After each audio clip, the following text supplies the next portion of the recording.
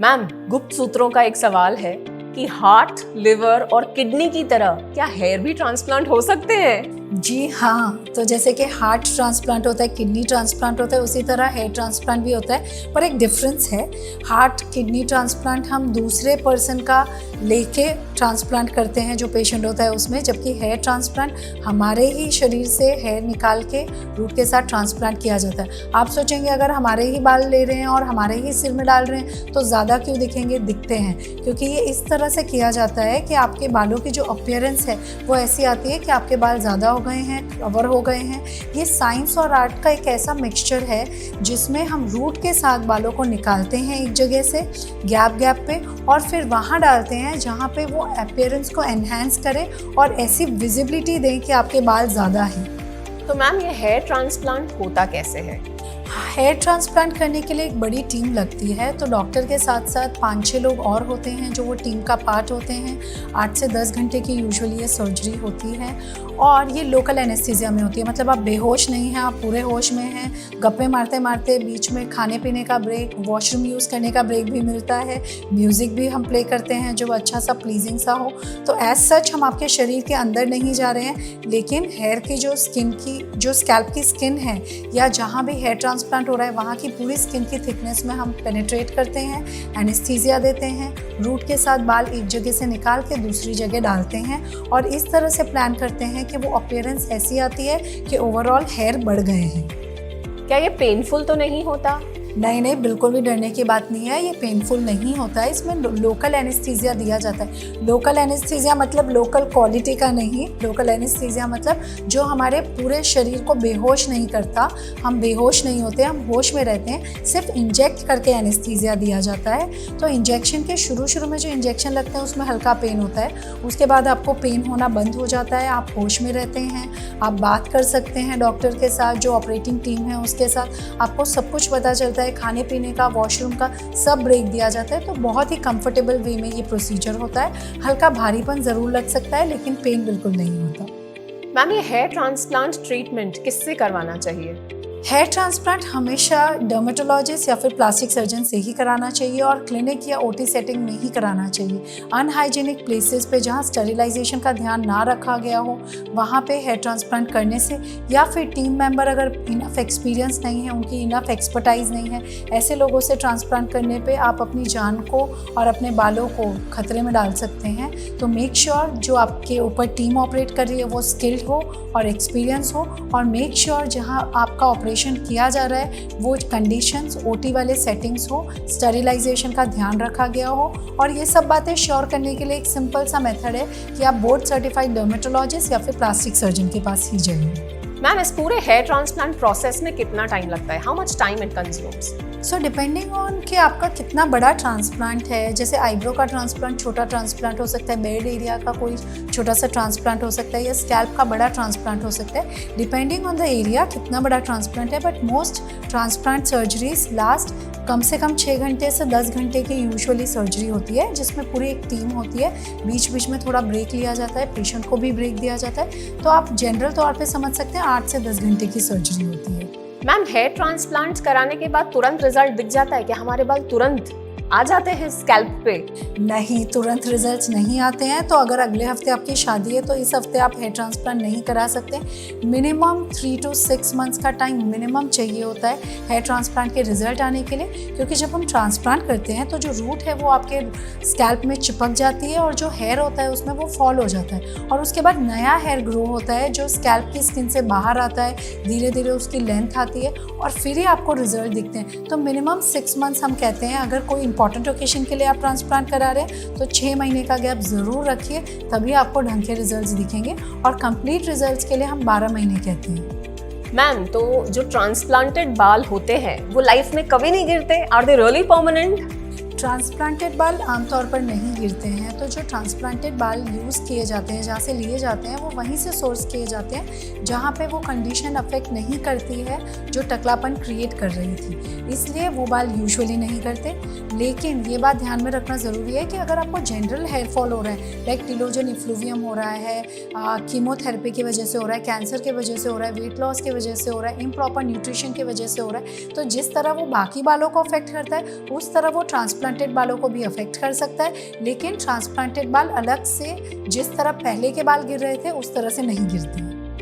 Ma'am, क्या सिर्फ surgery ही एकमात्र उपाय है? इसके अलावा और कोई ट्रीटमेंट नहीं है? जी हाँ, सर्जरी के सिवा भी बहुत सारे ऑप्शन हैं। तो depending on the stage of your hair loss and baldness, उसके हिसाब से हम ट्रीटमेंट यूजुअली सजेस्ट करते हैं। तो इनिशियल स्टेजेस में हम मेडिकल ट्रीटमेंट देते हैं, जो खाने लगाने की दवाइयाँ होती है। उसके बाद हम थेरेपीज़ देते हैं, थेरेपीज़ जो इन क्लिनिक दिए जाते हैं, जैसे कि PRP, micro needling, low level laser therapy, इस तरह के और भी ट्रीटमेंट ऑप्शंस होते हैं जो हम इन क्लिनिक ऑफर करते हैं इनिशियल स्टेजेस में। लेकिन अगर टकलापन आ गया है तो सबसे अच्छा ऑप्शन हेयर ट्रांसप्लांट ही होता है, क्योंकि जहाँ टकलापन आ गया है वहाँ रूट्स डिस्ट्रॉय हो चुके हैं और उसको स्टिमुलेट करने से भी वो यूजुअली हेयर ग्रो नहीं कर पाते। उसके सिवा कुछ और ऑप्शन होते हैं जो कैमोफ्लेज कर सकते हैं आप इसको।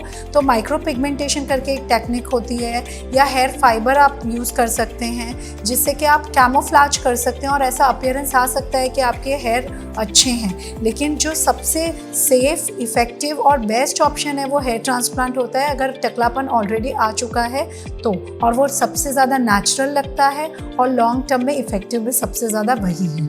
मैम, हमारे ऑडियंस को अभी हेयर ट्रांसप्लांट, लेजर ट्रीटमेंट के बारे में मोर और लेस काफ़ी सारी नॉलेज मिल चुकी है।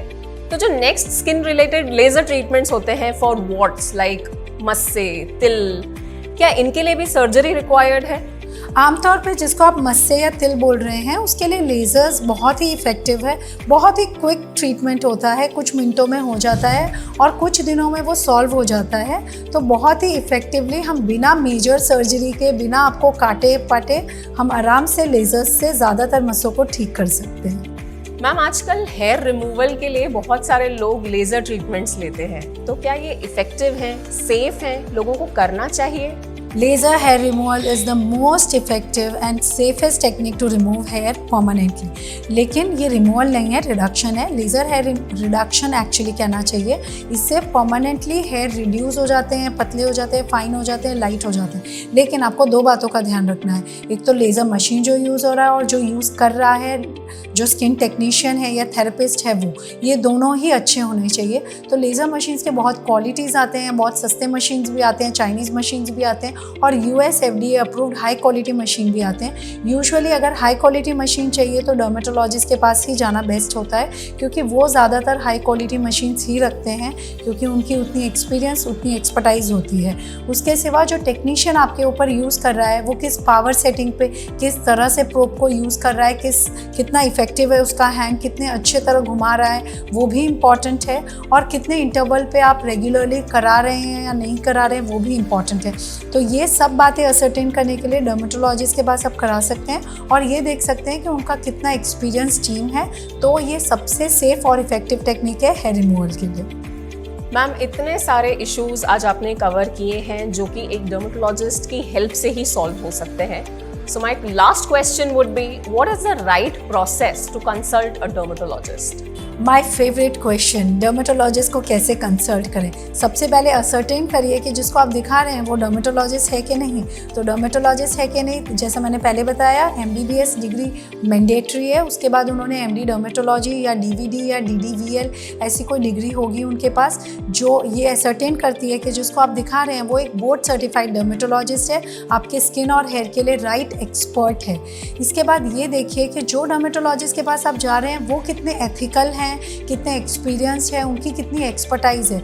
अगर ये चीज़ें अश्योर हो गई तो डर्मेटोलॉजिस्ट के पास जाने के पहले आप एक और चीज़ कर सकते हैं कि आप एक लिस्ट बना लीजिए कि आपकी क्या क्या कंप्लेंट्स हैं जो आप उनसे डिस्कस करना चाहते हैं। आमतौर पे ये होता है जब आप डॉक्टर के पास जाते हैं तो आप भूल जाते हैं कुछ बातें डिस्कस करना और फिर आप फ़ोन करते हैं या उनको अप्रोच करने की, रीअप्रोच करने की कोशिश करते हैं, जिससे आपका और उनका दोनों का टाइम वेस्ट होता है और आप अच्छी तरह कन्विंस भी नहीं हो पाते हैं कि आपका ट्रीटमेंट सही तरीके से हो रहा है। तो आप एक लिस्ट बनाइए कि आप क्या क्या कंप्लेंट्स उनकी डिस्कस करना चाहते हैं, और अगर उनको कुछ मेडिकल हिस्ट्री है तो वो भी इन्फॉर्म करना ज़रूरी है। तो वो भी आप अपनी लिस्ट में ज़रूर लिखिए कि आपको कोई एलर्जीज़ है या आपको डायबिटीज़ है, ब्लड प्रेशर है, तो वो भी आपको लग सकता है कि शायद आपकी कंडीशन से रिलेटेड नहीं है, पर अपने डर्मेटोलॉजिस्ट को वो भी इन्फॉर्म ज़रूर करिए। इस तरह से आप मैक्सिमम फ़ायदा उठा सकते हैं अपने डर्मेटोलॉजिस्ट को मिलकर। तो डॉक्टर सुमन, आपको स्किन इंटरव्यू सीरीज का पार्ट बन के कैसा लगा?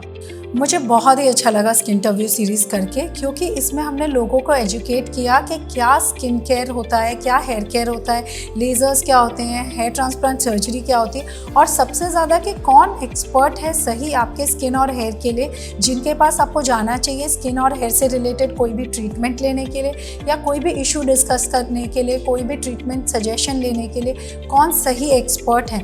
कई बार लोग यही नहीं जानते कि उनको किससे एडवाइस लेनी चाहिए। गलत लोगों के पास गलत एडवाइस लेने की वजह से वो अपने स्किन और हेयर को भी डैमेज करते हैं और उनका कॉन्फिडेंस भी कम हो जाता है और ट्रस्ट इश्यूज हो जाते हैं, जिसके वजह से वो आगे भी कभी ट्रीटमेंट नहीं लेना चाहते हैं स्किन और हेयर से रिलेटेड। तो this is very close to my heart and I would insist everyone to please watch this series. सारे एपिसोड आप देखिए और आपको बहुत अच्छा नॉलेज मिलेगा, और अगर आपको ये नॉलेज पसंद आए तो ज़रूर अपने फ्रेंड्स के साथ भी शेयर करिए। So viewers, this will be all for this series of skin interview. We will soon come with the next series with different diseases, their causes and their respective treatments. So keep watching this space, and announcement will be there for the next series. Thank you.